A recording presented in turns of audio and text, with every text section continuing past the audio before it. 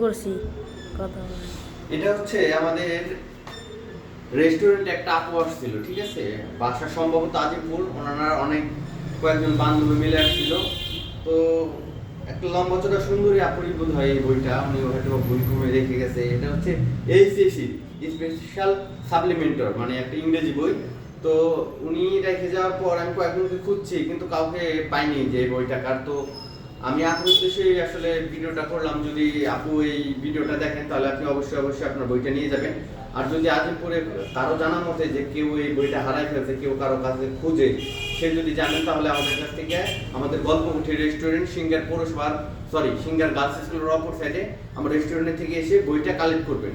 তাকে কালেক্ট করার জন্য অনুরোধ করা গেল। আর হচ্ছে আর একটা জিনিস, আর একটা হচ্ছে চাদর।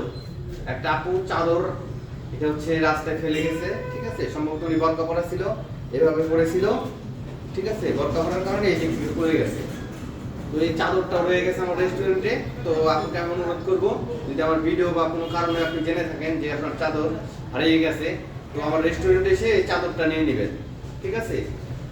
চাদর নিয়ে যেতে পারবেন, আর যার বইটা হারাইছে সে বই নিয়ে যেতে পারবেন, ঠিক আছে? এই উসিলায় আমার রেস্টুরেন্টে এসে খেয়েও যেতে পারবেন। তো ঠিক আছে, ধন্যবাদ আপনাদের। আর সম্ভব হলে এই ভিডিওটা একটু শেয়ার করে দিবেন বন্ধু বান্ধব যারা আছে।